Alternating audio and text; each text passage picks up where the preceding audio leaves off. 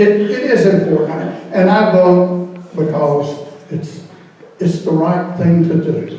And I don't always vote for winners, people who win the election. But, you know, someone has to win and someone has to lose. And life goes on. And the other thing is, you know, you've always got another opportunity.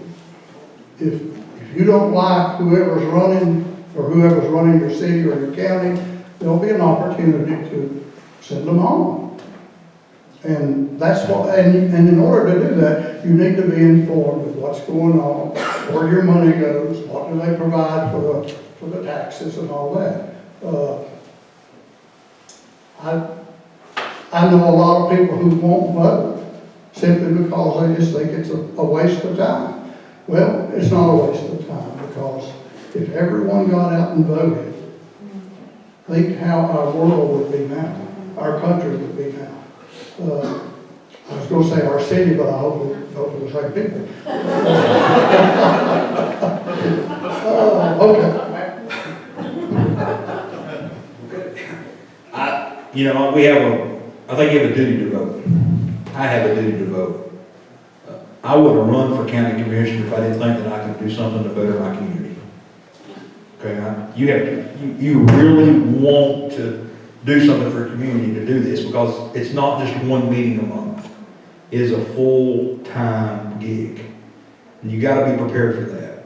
I want to see everybody vote. I want people to vote. I'll tell you, I won my primary by 11 votes. Okay? 11 people voted me. I vote because the issues are there. Everybody has their own vision of what you want to see done. But you've got to have a desire to see that. I had a desire to see things done, and that's why I vote. And that's why I will vote forever. You have to vote. Okay, now we're going to open it for anybody who is wanting to vote. Anybody who wants to vote today can vote today. How about that? Anybody has a question they want to ask? Anybody have a question? Yes, my question is, and this is to both Donna and Matt. What do you see as being an impact with the emergence of West Marion Forum communities showing up at recent meetings? Has that been a negative, a positive, or has it just been neutral as far as your receptiveness to the ideas and the concerns that have been brought by a group of people versus one or two people that you may run into in the grocery store? I promise you, if you fill a room, you're going to get their elected board's vision. That's pretty much common sense.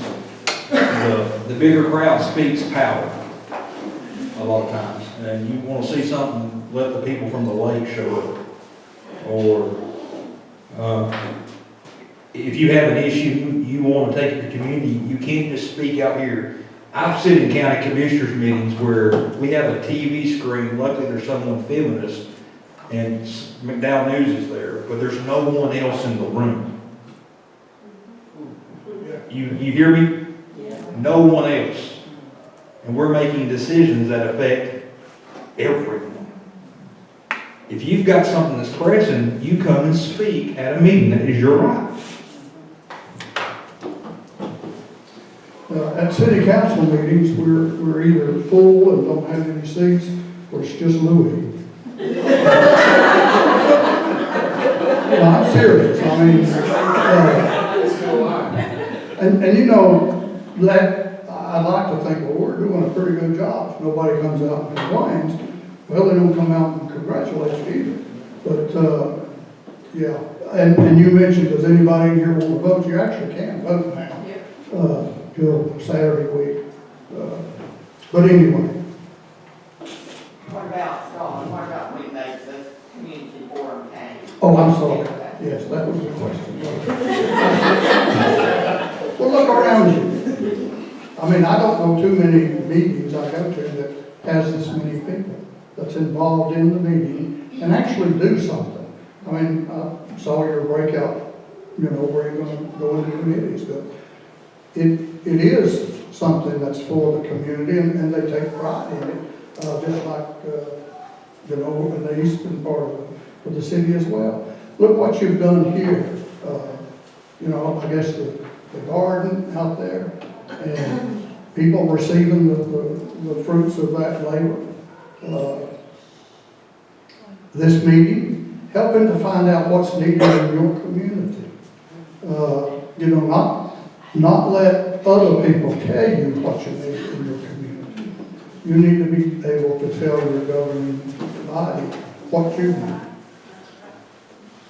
I'll follow up with that. We got a transportation system working now. Need I say more?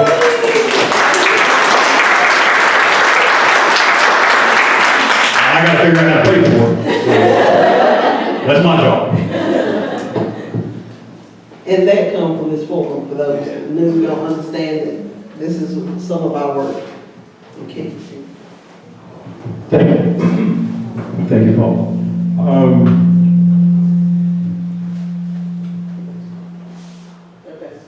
Okay, thank you.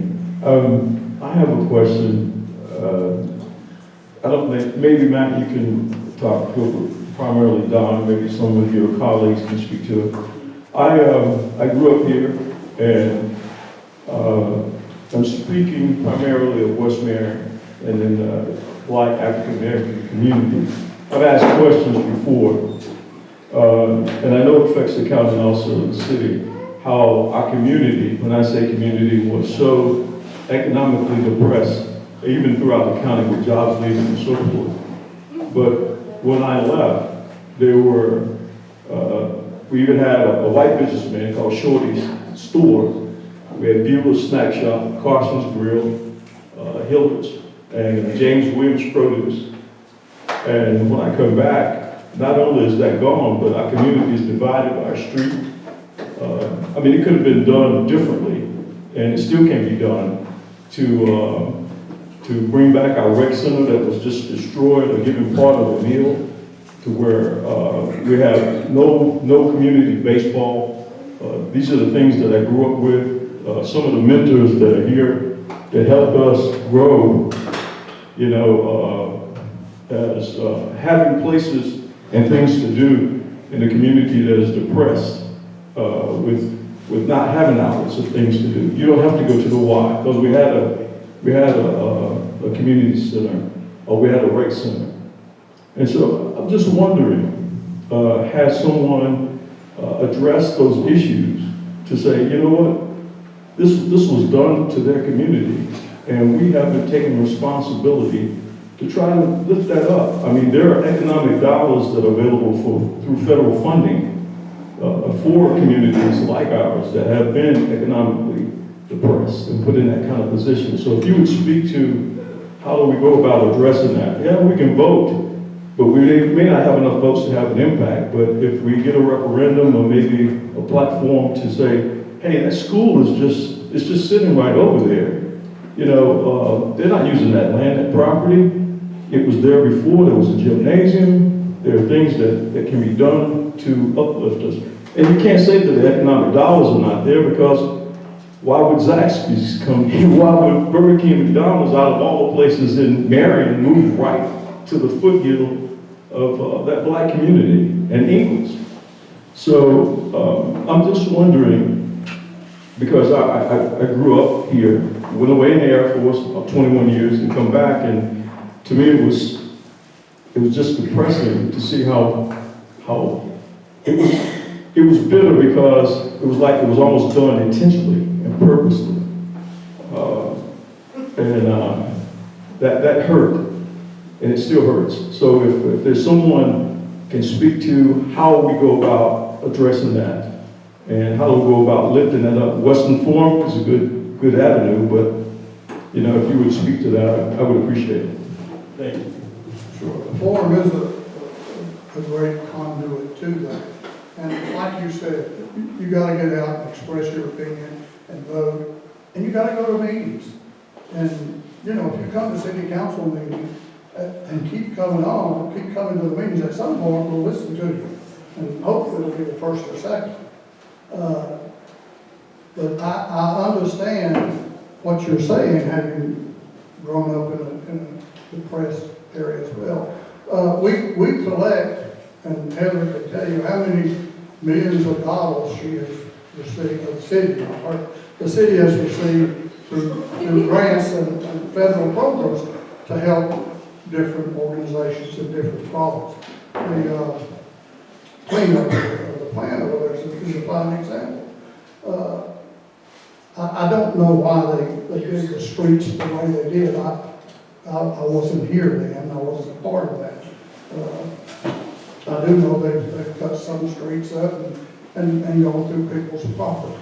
But, you know, times change, and change is supposed to be good and better. As far as the economic problems in the county, and I can see in the last 12, 18 months, I mean, like you said, a lot of people are coming to Marion, and especially out here. I imagine this is the area that's probably seeing the most growth in the city at all, as far as, you know, places for jobs and those kinds of things. You gotta keep asking. The city, well, Heather, I guess, set up a community development corporation, a nonprofit, and it's to help with people who don't have houses, homeless people, people who get out of prison and try to make it right. And she's received money to do that. And this started a couple of years ago when I guess the city was selling property that had back taxes on it. And you know, we decided, well, instead of selling a piece of land in the city for, you know, pennies on the dollar, why don't we bank that land, and eventually we'll get some funds to, you know, build homes and do things like that and make a difference. And I think springtime is going to be the first one, which we're looking forward to. But, you know, those kinds of things that city government and county government as well can do and look into. You know, we also have what I think is a real vigorous, what's the word for it? To recruit other people, industries and jobs and things like that. And, you know, a lot of the stores got filled and then they left, but now there's very few empty stores on Main Street, as an example. And like I mentioned, you've got a growth spurt through here with the hamburger places and all that. But just keep asking why. And if you want something, if you want us to do something, you need to tell us. And, you know, like I said, don't let us tell you. I don't know why that happened when it did. I was in a different place at the time. But, you want to speak of that? I was real little when it happened, so I don't know. That's a state decision along with highways, and I'll give you some facts. And, I mean, I'm not going to bring all good news to you. We've got jobs in the county. There's jobs that we can't fill. There's a lot of jobs that we can't fill. Okay? Good paying jobs. We got a bad drug problem in the county, along with every other county in the nation. We're spending a lot more money on foster homes, because we've got more kids that are out of home because of the drug problem. But I see what's coming, and it's all good. Marion's growing, the county's growing. We've got a condo complex in Old Fort. 50 condos are getting ready to be built. I can't worry about the past. I worry about today, and I worry about the future. And I want to see us continue to move in a positive way. And I agree with him, you've got to come and talk to us and tell us what you want. I promise you might come to us. You got to remember, I'm one man on the board. All right, the first thing I had to figure out was we have to work as a team on the board. I got to have 3 votes. But I'll tell you, I pick my battles a lot, because I pick battles I know I can win. There's no reason for me to really fight battles that I know I'm not going to win. But you come to us and I'm going to do everything I can to help you. And if I'll be honest with you, you come to me with something and I know I can't get it through, I'll tell you, it ain't gonna happen. But I try to be honest on everything we do. Follow up. I've got no plan. Oh. I just wanted to speak to that really quickly too, and to your question and to your point about the road and that division. And I think that's why planning is so important, and that's why coming to a city council meeting, oh, you can't hear me? Okay. I feel like I'm talking really loud. It's not on. You're missing. Okay, so I just wanted to follow up with that and just say that's why planning is so important, because once the road is in, or once the subdivision has been approved, those decisions have already been made, and most of the time people don't even know that it's going to happen until it's actually under construction, and by that point it's too late. The great example of that is coming up. There's going to be a meeting regarding the changes to Sugar Hill Road, the expansion south of I-40, and road construction. And I don't know how many of y'all have been going up and down the mountain on Old Fort Mountain and traffic, but again, coming to those meetings when DOT's in town and they're planning these roadway improvements, or to a planning and development or zoning meeting to find out about a new development that's coming into town that's going to be voted on by an advisory board or by an elected board. It's really important for them to hear your voice. So it's better to plan. And so I would say that if the West Marion community wanted to do some planning so that they can have the future growth that they want and have the development that they envision, I'd be more than happy to work on a grant and help get a master plan started.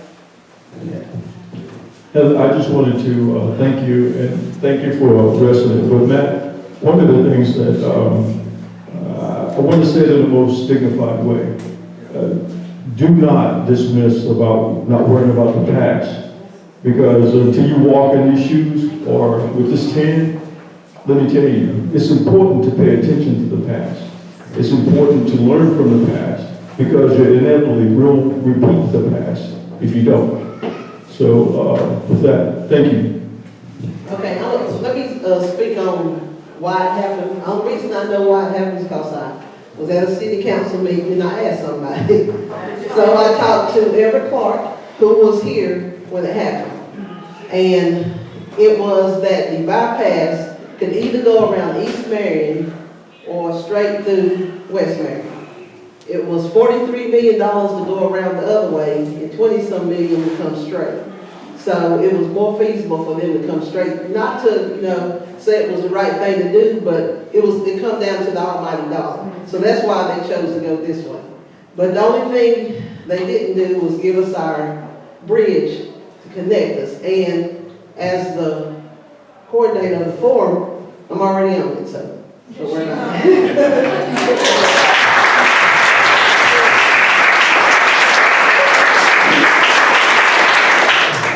Let me give you, the work zone? She got our money for the work zone? No, we're working on it. We're working on it. That's okay.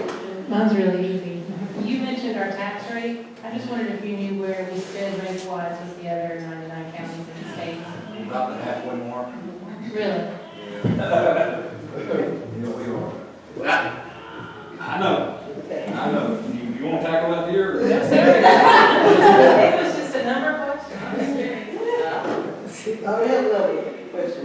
My question is, why are we not getting any retail stores in here that has things that we can purchase without having to go out of town?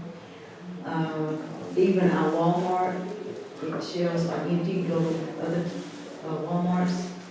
They have what we need, and it seems like surrounding counties is getting these stores in, and that county's not getting anything. well, I know they have an aggressive board, you may be on that board, that goes out and searches for not only industries, but, the mom and pop stores as well. I mentioned the van coming out here, so some people move in and a week or two you see they're empty again. We have to support those folks as well. I mean, if we don't go and buy from them, then they're going to take their goods somewhere else. And that's why you see the billboards about, you know, shop locally. I mean, it makes a difference. Not only does it make a difference in the store folks, but, you know, tax revenue for the city and county as well, comes through that. But, we have a lot more stores, I guess, now than we did a couple of years ago. And I know Heather is still working on it, and, it's over the county. Demographics is the big thing. It's not that we're not trying. I personally called Chick-fil-A and begged them. Okay? So I'm gonna fill it out. We'll sum it up. Mitchell County, a lot smaller than us, has hardly anything. Burke County's getting stuff. They've got 30,000 more people. Demographics is 100% of it. And I want you to understand, we are trying. I know that I have personally tried. You know, I promise you this. We work with them. If they decide to come here, it is easy to build here compared to other places. We try our best, but unfortunately, it's out of my hands a lot of times. There's things coming. Have faith. Okay, we're gonna have one more question because I believe our next speaker is here. Hey, I'm Chris Warren. I'm a drug court graduate, and with the opiate and drug problem here in the county, are there any plans to have any kind of recovery program, such as the drug court, to come back to the court system?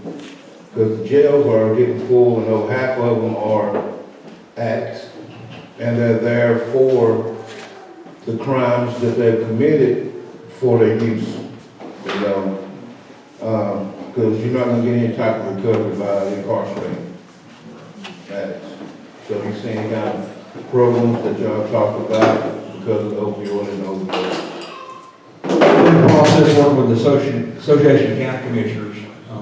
There's 10 drug manufacturers that produce opioids, and the issue was, and there was one town in West Virginia that had a population of 700 people that got shipped 4 million pills in 1 year. And no red flags went up anywhere. We have a problem. We're working with the association to come up with a drug program that we can do statewide. We're going to be having to put more money into our court systems. I agree 100%. Incarceration is not the solution. Not all the time. But yes, we're going to have to make those decisions. We've got a meeting, I believe the 3rd week in November, that we'll be meeting with the association on how we're going to address the opioid issue. Okay, thank you. We're gonna give y'all some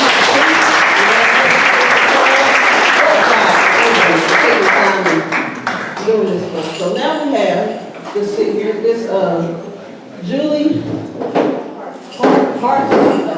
Okay, she is from Pisgah Legal, and I got to introduce myself.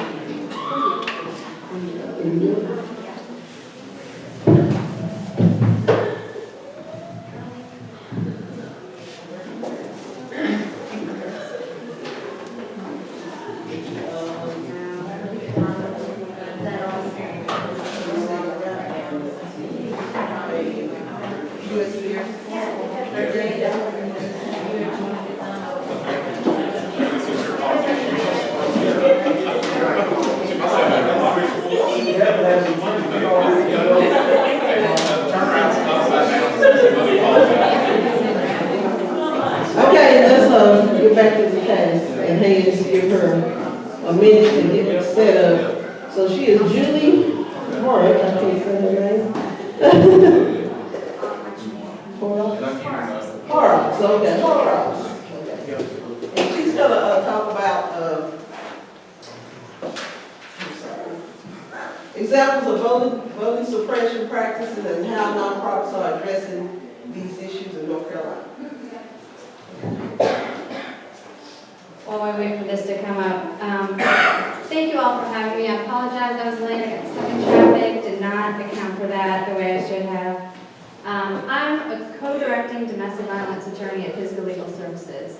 What that means is that I am not an expert in voting laws at all, but I have done some research with some help of some other attorneys, And so my goal is really just to bring to everyone's attention some of the issues that people face in voter suppression. We've seen some things come up in North Carolina, so I was going to touch on some of these things relatively briefly. Just in the short time that I've been here, I see that you guys ask really awesome, important questions. I hope you have them. I hope you ask each other them and that someone can answer them. I may be able to address some or follow up later. But again, I'm not an expert in this area. But I will be happy to figure out how to follow up if I need to.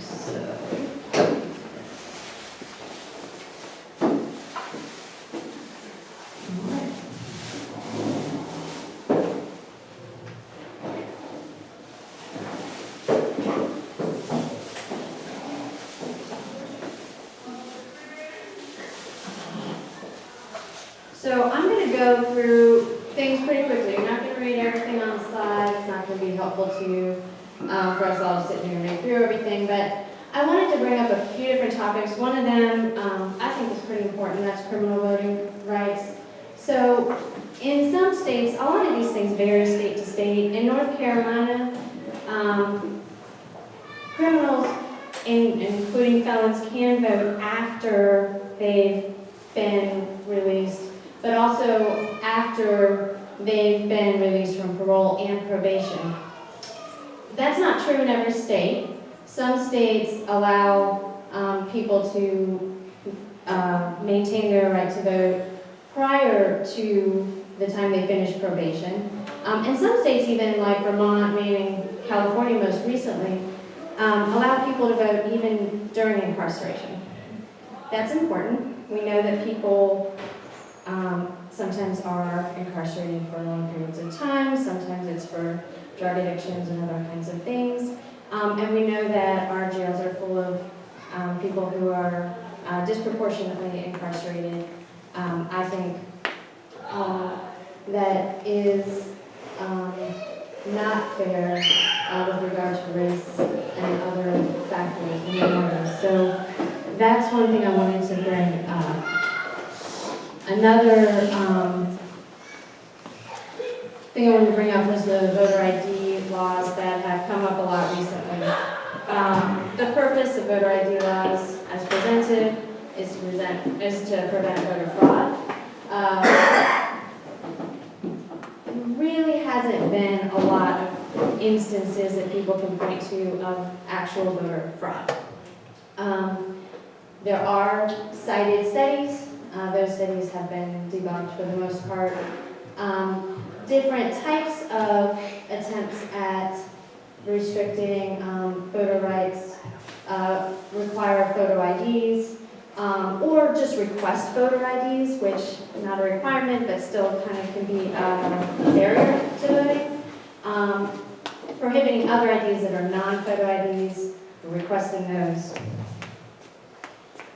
So there has been recent legislation. I don't know if your group has discussed these kinds of issues before, but obviously there was a U.S. Court of Appeals case recently that addressed this here and said specifically that the particular law that had been brought to that court had disproportionately affected African Americans, and said that it retained only those types of photo ID disproportionately held by white, excluded those held by African Americans.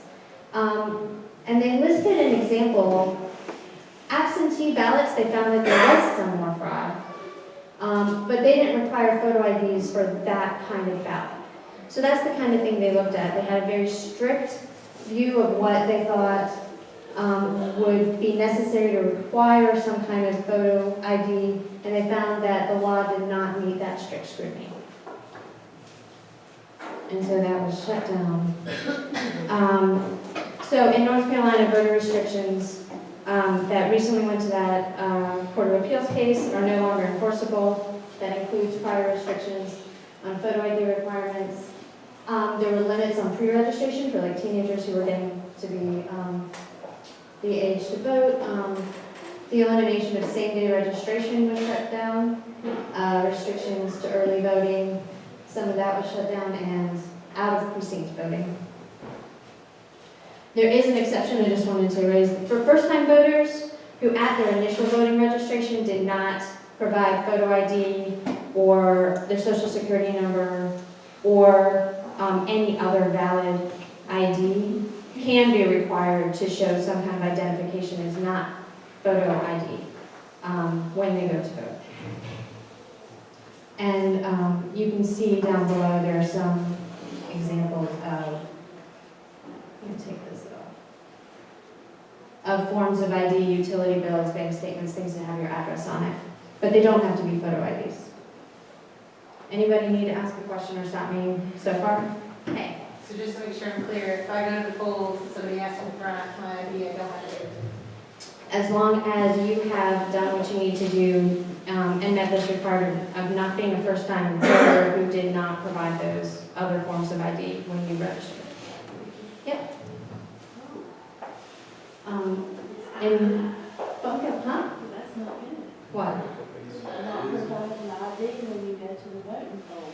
Okay, and what's your, why do you say that? Well, don't they usually, whenever you go to vote, and they pull out your form that has your name on it, they want to make sure that they're giving you your form.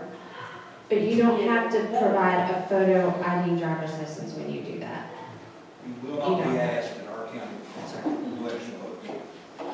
And we've had primaries in Buncombe County you haven't had yet, it seems like. And I think that is the case. But at But the you're, same time, you can go and give them somebody else's name and not have to show an ID that you're that person, so then you're voting in that person's place. yeah. And that's the kind of thing that is addressed in some of the concerns about voter ID fraud. And what the studies have shown is that that really doesn't happen even when they've done really big studies that are really in depth, but that's not actually taking place very much. And that the effect of trying to, of requiring those kinds of IDs actually keep a lot of people from the polls that are eligible to vote, and that has a bigger impact on an election and keeps people from being able to vote as a result. And I think there might be some disagreement, you know, among people in every community for sure, and I think it's okay to have different opinions about that. My purpose here too is just to bring attention to everyone the issues that have been raised in North Carolina and how those laws are being addressed right now and what the status is. And I will go ahead and add the disclaimer that Fiscal Legal Services does not take a position in any party. Our purpose here is just to educate.